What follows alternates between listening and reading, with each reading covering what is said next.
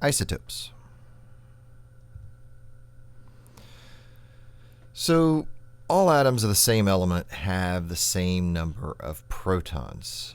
So for example, chlorine has 17 protons and hydrogen has 1 proton. But if I change the number of protons, I change the element. So basically the protons equals also your atomic number, which equals your element. Okay, so if I change the number of protons, I have a different element. So if I have 17 protons, it's chlorine. If I take 1 away and have 16 protons, well, that is sulfur. If I add a proton and have 18, that is then argon. So changing the number of protons changes the element. So the number of neutrons, though, can vary between different atoms of an element. Okay, so our neutrons can vary. So for example, chlorine can naturally have either 18 or 20 neutrons. So you have chlorine 35 and chlorine 37. If we think back to our mass numbers again are the protons plus the neutrons. Okay, so 17 plus 18 is 35, 17 plus 20 is 37. Now, isotopes are atoms of the same element that have the same number of protons but a different number of neutrons and therefore a different mass number. Okay, so that's what isotopes are. So isotopes, again, atoms of the same element that have the same number of protons but a different number of neutrons and therefore a different mass number. Most elements in nature are mixtures of isotopes. We can separate them. We can have pure or relatively pure samples of specific isotopes, but for the most part in nature, these are mixtures of isotopes. Now, your atomic masses are weighted average of the mass number. So remember, the mass number, again, is protons plus neutrons, but our atomic mass is an average of that. Another example here with hydrogen. We have hydrogen with just 1 proton. We have hydrogen 2 or deuterium, which has a proton and a neutron, so that has a mass number of 2. And then we have what's called tritium, which is H3 or hydrogen 3. So it has 1 proton and 2 neutrons. So now as an example here for calculating atomic masses as an average, we're going to use carbon. Now just notice this here. This is actually wrong. This is not atomic mass. This would be your mass number right here. So this should be mass number. So the number of neutrons is your mass number minus your atomic number. Like for example, carbon 12 here. You have a mass number of 12. You have a atomic number of 6. If I subtract those, I have 6 neutrons. Same thing with carbon 13, I have 7 neutrons. Carbon 14, I have 8 neutrons.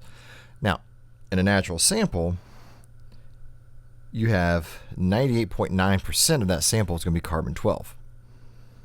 1.1% of that's carbon 13, and then a very small portion of that is carbon 14. So really, your atomic mass here comes mostly from these two.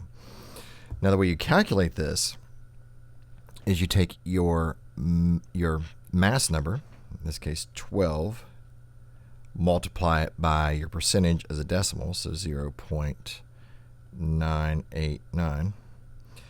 Then you take carbon 13 times 0.011. And if you really wanted to, you could take carbon 14 times 0.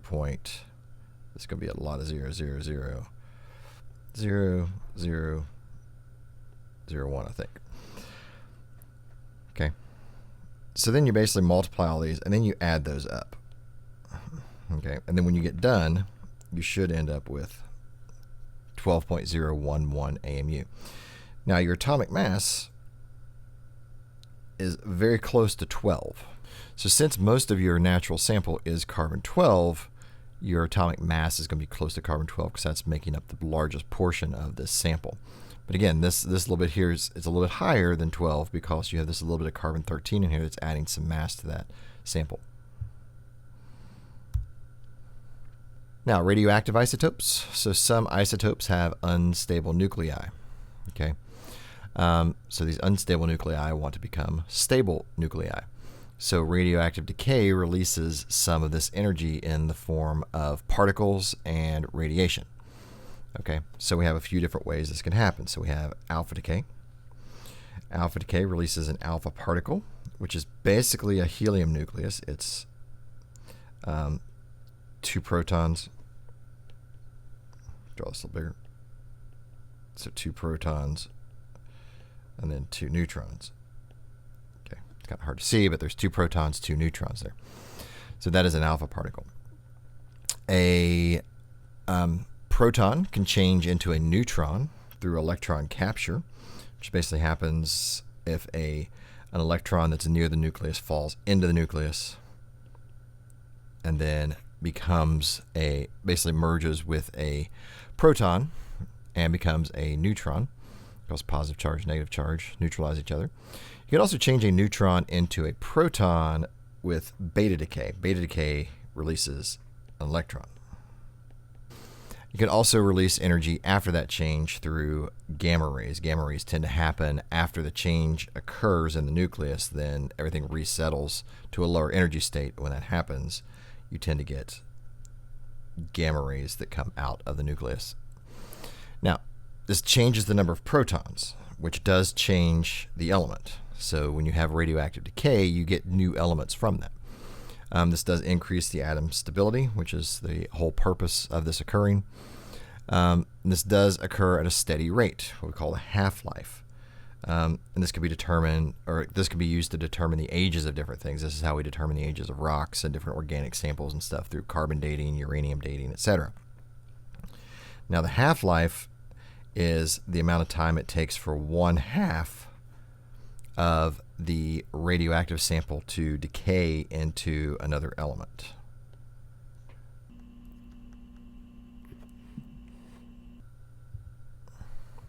So using isotopes as carbon-14 dating. So carbon-14 is one of 3 naturally occurring carbon isotopes. It's the rarest one, but it does occur. But it stays at a fairly steady rate in the atmosphere. The others are carbon-12 and carbon-13. But so as things are alive, they are taking in carbon-14 and they're replacing the carbon in their bodies. So the carbon-14 in their body of living things, plants, animals, etc., tends to be the same as what's in the atmosphere. So when they die, they stop taking in new carbon-14. So the carbon-14 that's in their bodies starts to decay. And there's a half-life for carbon-14 of about 5,730 years for half of the sample to decay. So you can use that, compare the amount of carbon-14 in the sample, in the organic sample, to the amount in the atmosphere, and you can get an idea of how old that sample is by the ratio of those two. So this has been used to determine the ages or dates of organic material up to 60,000 years old. This can provide date ranges for people, plants, animals, etc. This technique really is becoming refined enough to determine the ages of remains in criminal cases. So we actually are getting this refined enough that we can determine if something is a few years old or, a few decades old or something like that.